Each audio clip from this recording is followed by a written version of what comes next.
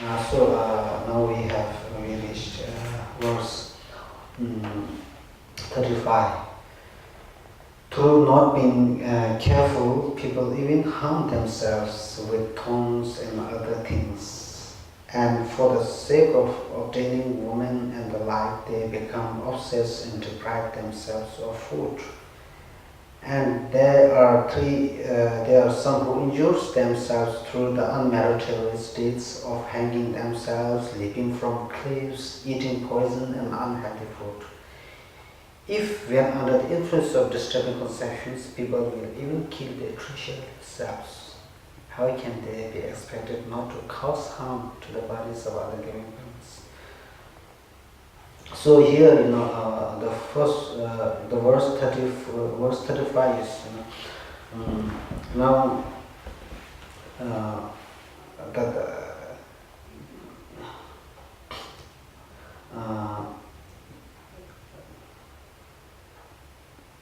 the defects of the defects of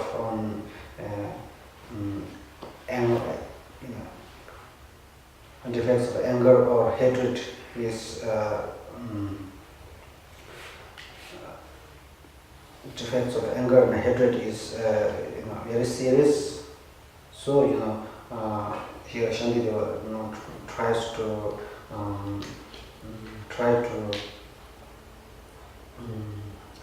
show the method as to how to develop the opposing force or the application of the antidotes for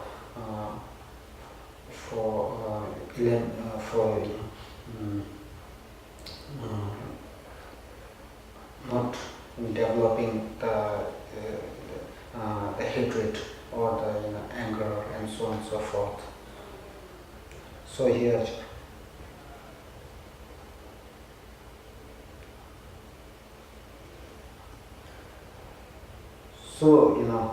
now verse number 34. The first one is 34. If such a character or such a behavior is the very nature and the very nature of the childish, it is again not appropriate to develop anger or hatred, because this is the very nature of the very nature of the childish and childish.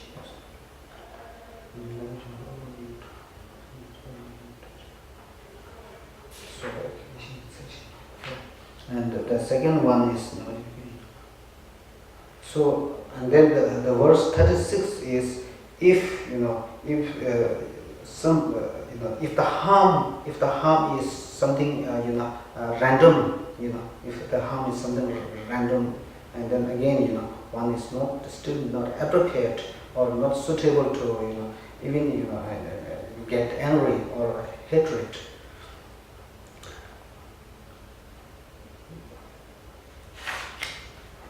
And then the last one is this one, verse number 38. 38 shows, now this being the case, it is not it's not appropriate to get angry, because some people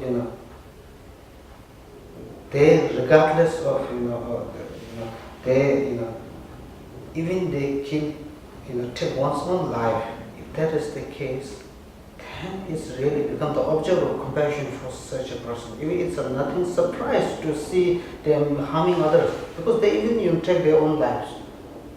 So viewing from that angle, it's really become something the object of compassion, not the object of something to retaliate.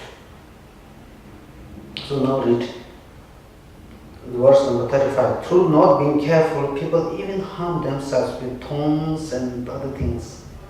So they kind of are not careful of their character or behavior. People even senselessly harm themselves with thorns, piercing.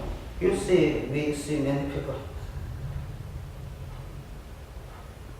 I think not piercing means piercing the iron, with thick iron, not necessary. The piercing, small piercing, it also makes sense, with thorns. In this case, maybe during the Shantideva's time, Master Shantidev's time, people use, thorns, to pierce their body.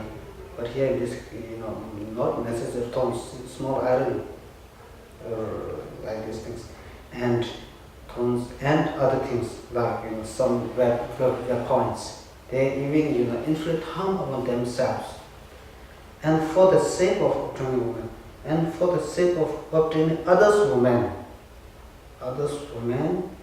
and also for the sake of obtaining the material possessions, what they do is, in order to they get greedy. They get greedy and then go to the extent of even, go to the extent of even avoiding the food, eating food, drinking.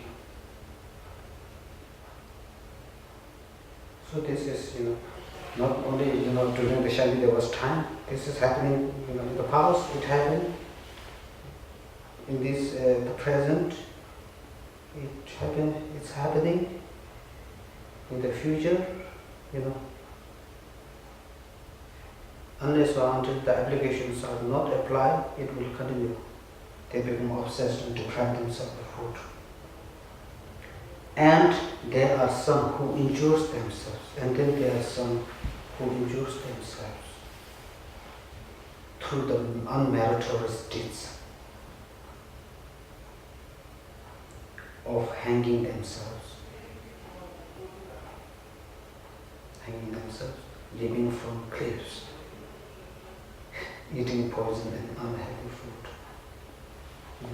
These are, in other words, 36, because they set out to achieve something. People set out to achieve a very big aim, set out to accomplish something very big, and then finally all this dream, when all this dream will not happen, they take a very drastic step to injure themselves through the unmeritorious deeds of hanging themselves, leaping from cliffs, jumping from cliffs, eating poison unhealthy food. This is also not only during Shantideva's time, it's also happening everywhere.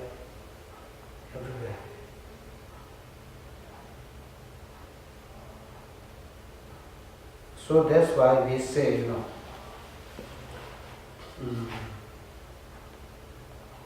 that's why we say, there is a verse, hope for the best, prepare for the worst. Some people, right from the beginning, 100% sure that my job is going to be perfect. And then we cannot sure, obstacles come. And then when the obstacles come, then surprised. Then don't know how to deal with the situations, Because obstacles are bound to happen. And then, also,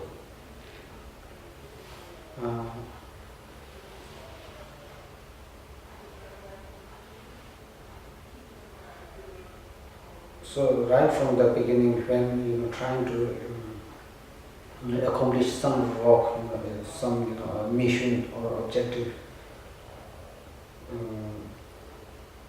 once aim right from the beginning, one can have the kind of already pre-planned. One can pre-plan that, I'm going to face or encounter the obstacles. So at that time, kind of what I'm to do. So plan all these things right from the beginning, and then when the obstacles come, then one can still not demoralized. One can still carry on. Otherwise, what happens? Right from the beginning, one can have very big aim, and then to accomplish that, put all the time, energy, and then some problems may, as we discussed, things come into being as the aggregation of many factors, and then into aggregation of many factors, and then some conditions some conditions, some conditions should present or some conditions should missing. When the some conditions missing, then things won't materialize. But then again, when the obstacles come, then there is a danger that blaming or pointing the finger at the singular particular cause. This particular cause is responsible for my failure, and then there is a danger of direct hatred or anger. Again, something goes wrong here. So, right from the beginning, if we pray, hope for the best, we say, there is some, we say, in Tibetan expression we use, building, constructing the building on the icy land. So life is not, to some extent life is good, life is beautiful, but then some extent life is, impermanent. If life is permanent, then we will have no problem at all. If life is impermanent, and then first one is life is impermanent, and the second one is things happen due to the aggregation of the many factors. And then the third one is contaminated phenomena are in the nature of dissatisfaction. If we have some, the whole, idea about what is meant by all these, three important statements, things are impermanent, then everything comes into being purely as a result of the application of many factors, and then contaminated things are in the nature of the dissatisfaction, in the nature of the suffering. Then one really begin to take a new outlook. But we are not skillful in doing that. Adopting a new perspective, new outlook.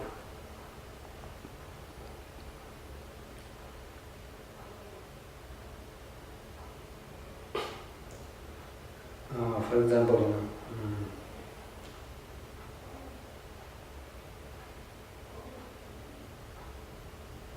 normally,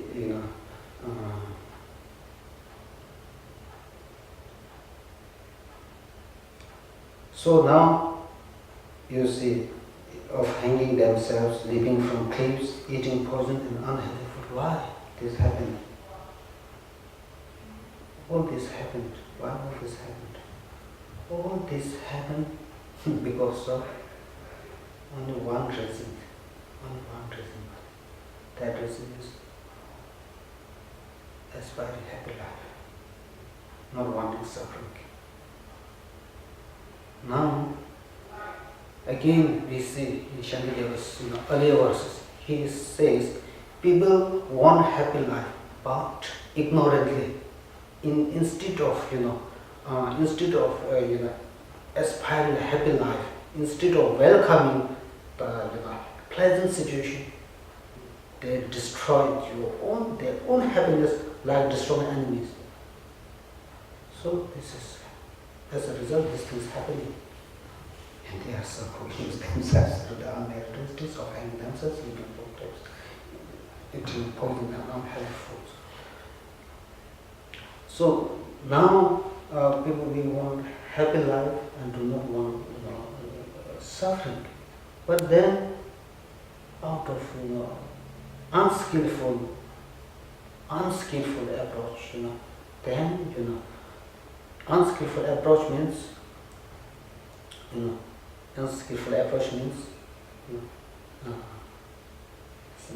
this is related with a self-cherishing attitude. Now what is, I believe, self-cherishing attitude? There can be two types. One is working for the welfare of others, and one is only for the well-being of oneself. Well-being entirely for the well-being of oneself, and one is working for the welfare of others. Now, here, some people have mistaken notion, some people have false notion that serving others or helping others means totally, neglecting, ignoring one's own welfare.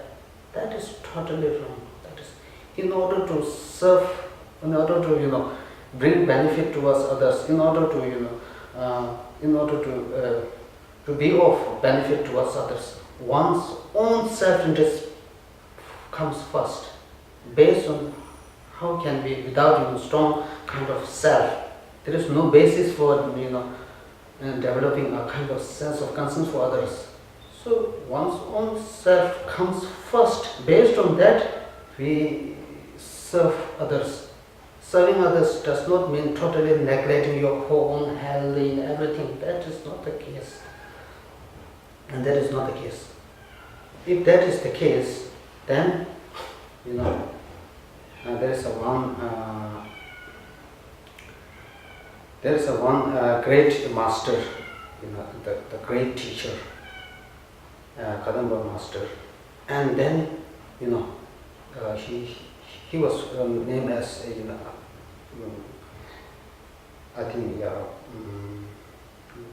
I think Bodhisattva. So he was laying on the bed. He was about to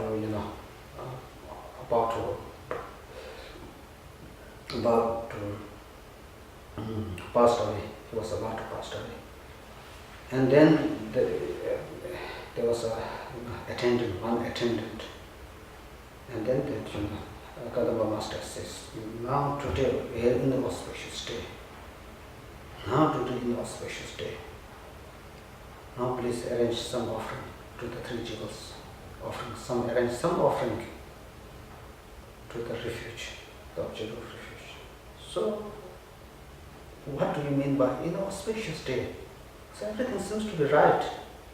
No, today is very auspicious day. Inauspicious day. For me, at least for me. No, what auspicious? Now, first arrange the offering to the three jewels. Now, in my entire life, I make supplications, I devote time and energy in the prayers that may I take a birth in hell realm. Now, I have a vision of, taking my rebirth in paradise.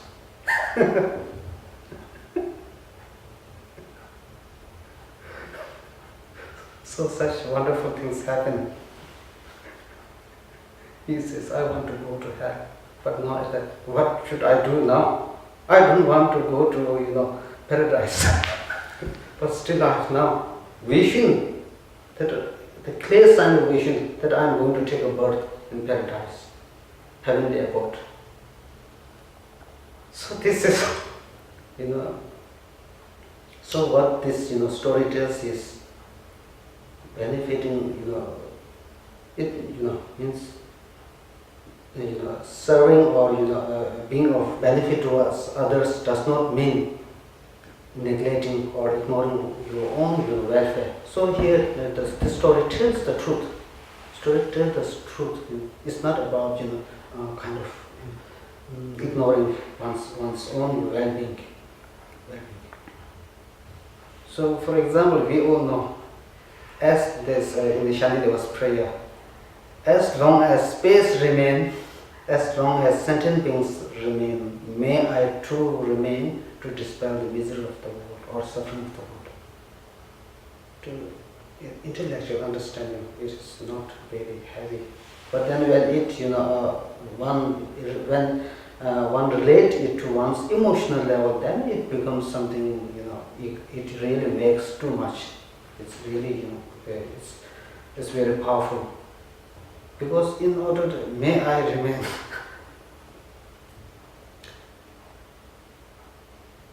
so may I remain, as long as space remains. He's not talking about 1 year, 2 year, 3 year, maybe 10 decades.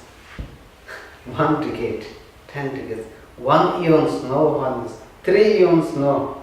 Millenniums, no. As long as space remains, as long as space remains. So that means as long as space remains, as long as sentient beings remain, in order to serve others, limitlessly, one's own welfare comes to the first, because you have courage, infinite courage, inner strength, infinite inner strength. To have inner strength, you should have very powerful self that I am going to save, I am going to free all the sentient beings from the circle. So there is a very strong self, strong self comes in the very first place to materialize. Now,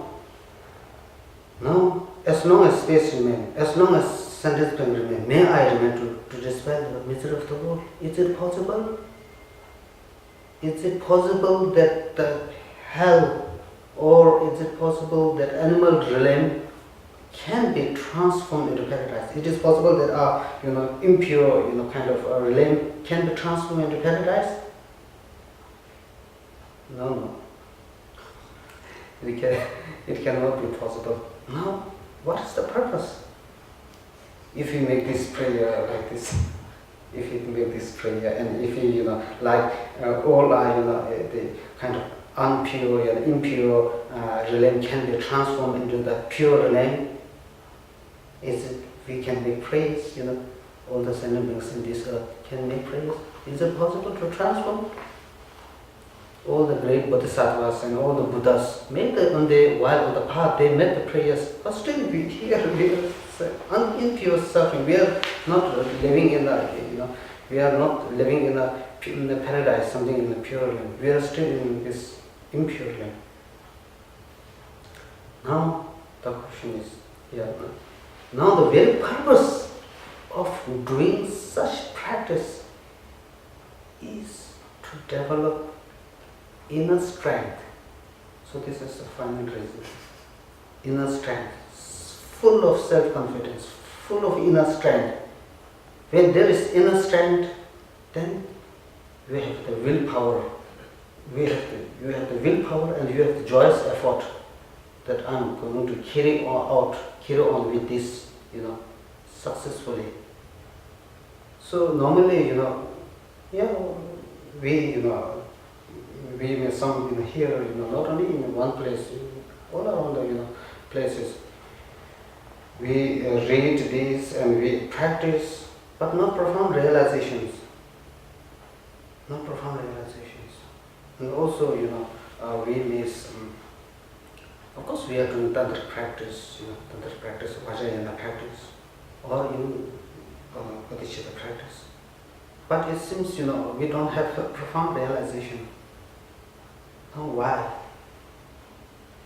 Because we make good effort, and then we get on the stuck, because we have no self-confidence, we have no inner strength to continue with the practice. We lack inner strength. We get stuck on the road, in the middle of the road, do not know where to go, where to proceed. And then, we are climbing on Mount Everest, and then in the middle of the Mount Everest, then we fall down. When we are about to make the tremendous progress, again, we slip down. It reach back to the bottom. So this simply shows, we have no inner strength to, So I sometimes, we really believe as long as space remains, as long as sentient beings remain, may I remain to dispel the misery of the world. This is very, very powerful statement, Very, very powerful statement. So His Holiness also said, if you think this with some kind of internal feeling, then you don't have to worry about the future. You don't have to worry about anything. Everything will be okay. But we do not know much about these things. As long as space remains. So that means 1 year is very insignificant, 2 years insignificant, 5 years, 10 years, eons and eons, not significant. Because one is thinking, one's mind is naturally broadened when thinking about infinite. One's mind is naturally broadened. When one's mind is naturally broadened, one's problem becomes insignificant. Insignificant.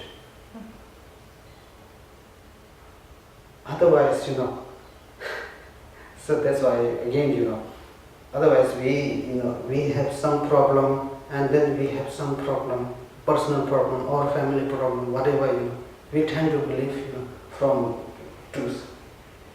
Directed our minds only towards that object, not, seeing the external factors. Again, the law of cause and effect. Again, the application of the things come into being purely is the problems. The problems that those come all of a sudden. Causes and conditions. It is the causes and conditions which makes the problem, which creates the problem. So we, don't see the causes and conditions, involvement of causes and conditions, and directly focus our mind towards that object, towards the problem. So that's the moment our mind becomes very close towards the object, or seeing, viewing the things from the whole angles, become closed. So that's why we say, in order to although I'm not sure whether I'm leading a very happy life or not, I'm not sure. but in the teachings and in the discussions, it says to lead a very happy life, one should have both holistic approach, holistic outlook, as well as compassion. The compassion supported with holistic angle, because to solve the problems, holistic approach is the most suitable for dealing with most suitable. The meditation. So, because the very purpose of meditation is, we can do the meditation in the room. Now when we go out in the society, if problem faces. So, because the purpose of meditation is make use in the day-to-day life. Because the purpose of charging the battery is to run. So likewise doing meditation is to relate to one's daily life.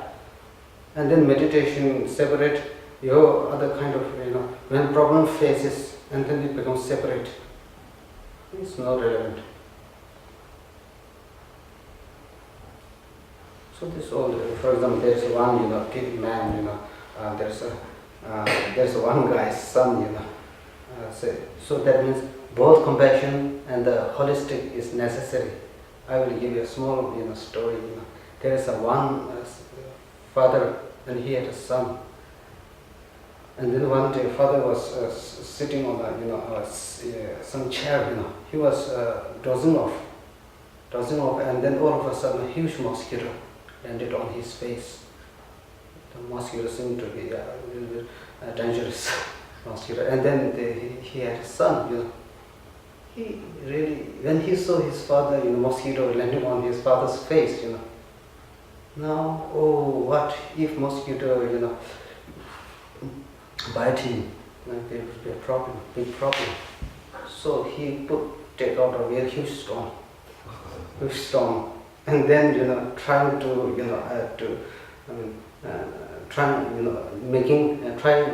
attempting to flee that mosquito. He just struck, smashing his father's brain. So like this.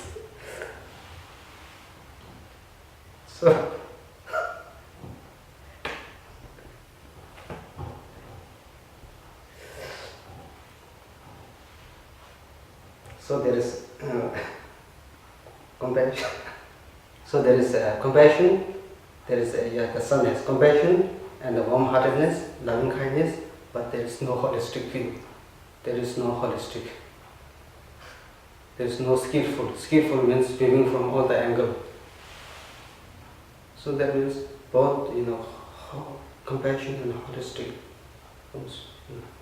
Very, very, very good. So also in you see in modern economics, modern economics, and also in commercial world, people use holistic angle. The huge companies, giant tech, they get success.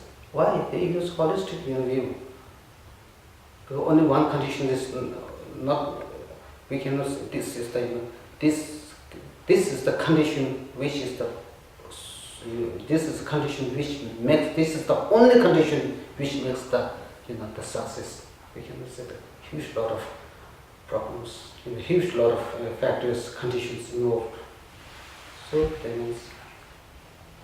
So that's why in many of the countries, the defense advisor, the president, their advisor, and also in giant techs, they have advisors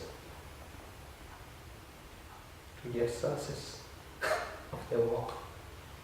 So that's why depend holistic, because when we talk about holistic, it's viewing from all the angles, viewing from all the angles. But then when in practical terms it's a bit difficult, when speaking it's easy, then in practical terms it becomes rather difficult. Why difficult? Because we are not habituated.